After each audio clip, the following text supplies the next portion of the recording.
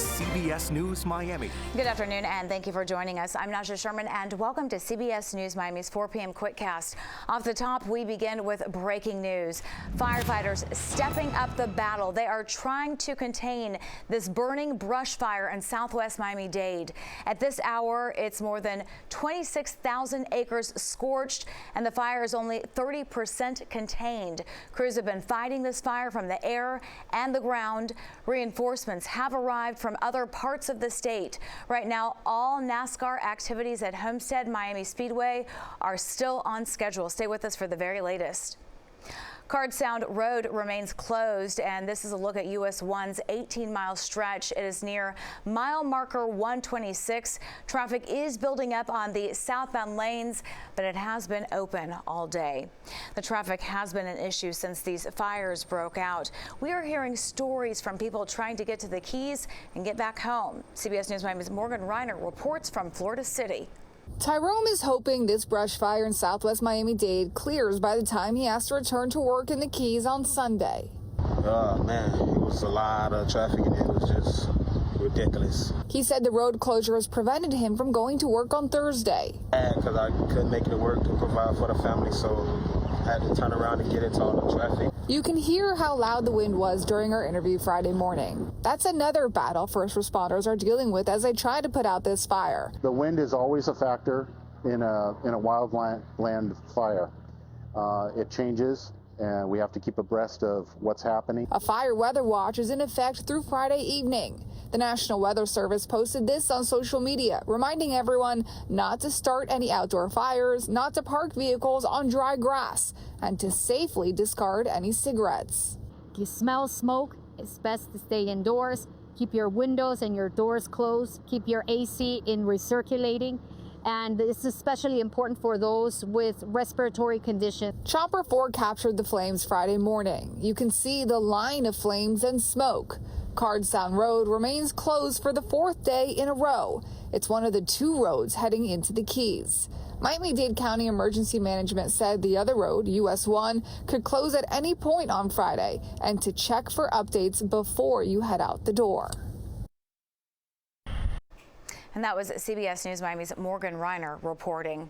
Let's get right to next with our Chief Meteorologist Ivan Cabrera. He joins us from the Next Weather Sphere. This is Next Weather. Ivan, what's the very latest on this situation? Yeah, hi, Naja. Good to see you here on a Friday as we head into the weekend. The winds are still going to be a problem. I want to talk a little bit about an update that I have as far as precipitation chances. Looking a little bit better as we head into next week. So let's take a look at that because there is a frontal boundary that's going to be on the way.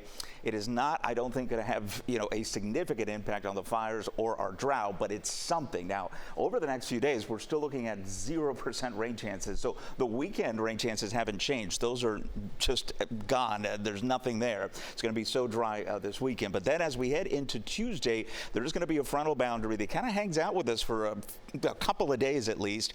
It doesn't have that much moisture to work with, but having it nearby is a good thing because that'll give us about a 30% chance of rainfall and perhaps even squeaking out a shower on Thursday. So that's new, but I want to show you as far as the overall precipitation outlook as far as accumulation. What we need, remember, we're 4 or 5 inches below normal. We can't get that certainly in the next week. We don't want it that fast, but this is about how much we're getting. When you see the green there, that is essentially depicting anywhere from 1/10 and I would hope perhaps about 1/4 of an inch of rainfall, but I don't think we're going to get quite there. And again, that is for the next 7 days. So we have a lot of work to do. Let's talk about the smoke because that again is going to continue to be an issue. As Morgan mentioned, fire weather watch continues in effect through this evening at 7 o'clock. That just means conditions are ripe for additional fires to get going. It's not a red flag warning because the winds aren't as strong as we've had them over the last several days. Now this is interesting. Again, on our Next Weather satellite, we're able to hone in exactly on some of the hot spots here. I've been kind of drawing icons, but this is actually where the hot spots are. So those are the areas right there where firefighters are working active fires, hotspots that can create additional fires depending on how the wind is blowing. And of course, for us, it's important as far as the air quality, which right now, all things considered, remains pretty good. 10 to 15 mile an hour winds, up to 20 perhaps, but I'm seeing less of that.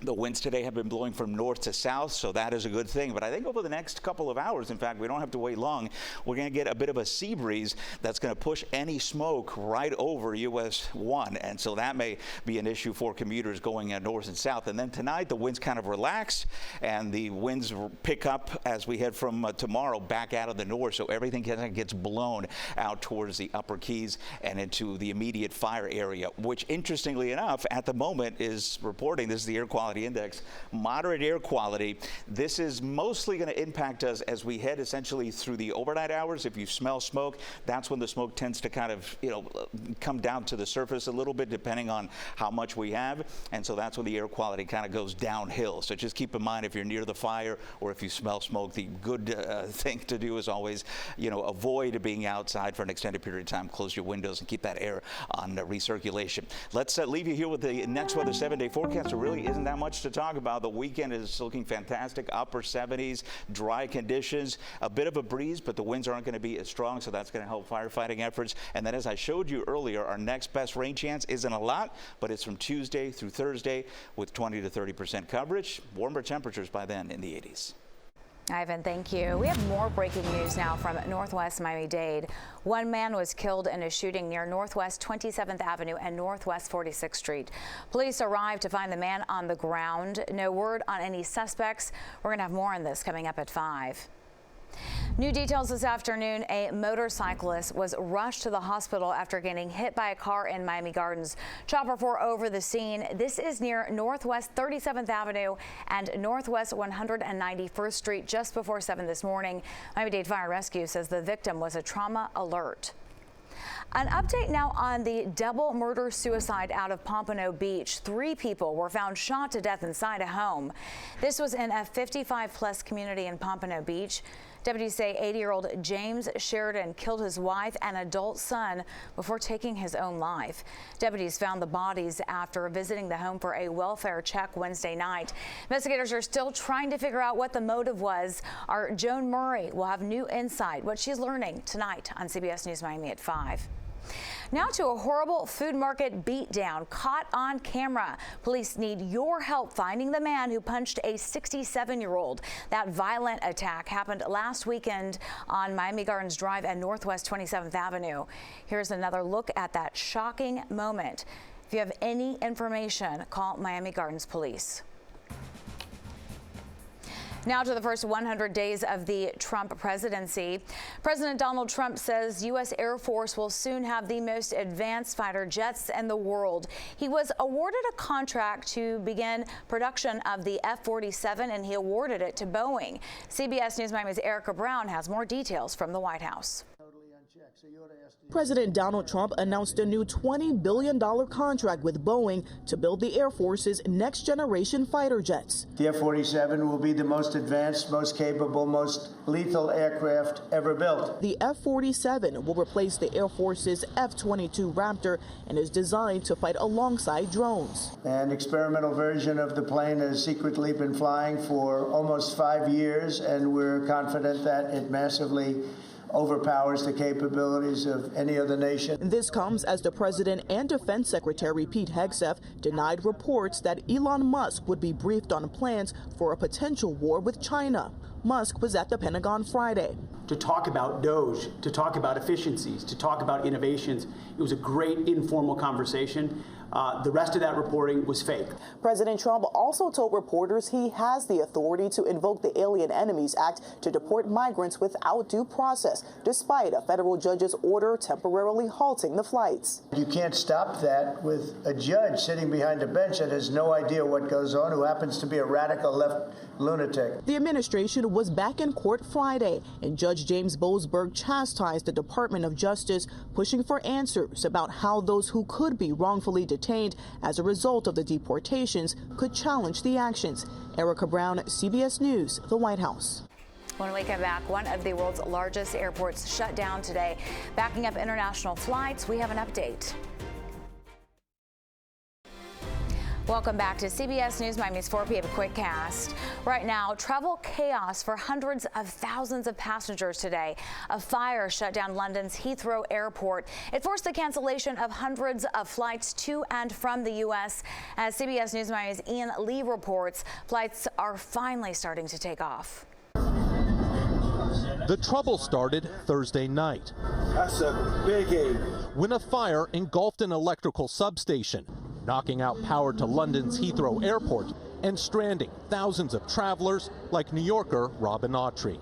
Everything's just up in the air. It's pretty stressful. And I'm worried about how much is it going to cost me to fix this. Justin McLean was flying to London from Boston. The pilot came on and said that some of us may have noticed the plane was turning around and not to be alarmed, but the London Heathrow was closed due to a fire. 120 planes turned back, while others closer to the British capital were diverted to nearby European cities.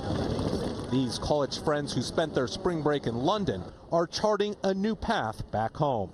We're flying to Minnesota, but our college is in Iowa. So we're gonna fly to my house in Minnesota, and then we're gonna drive back to school.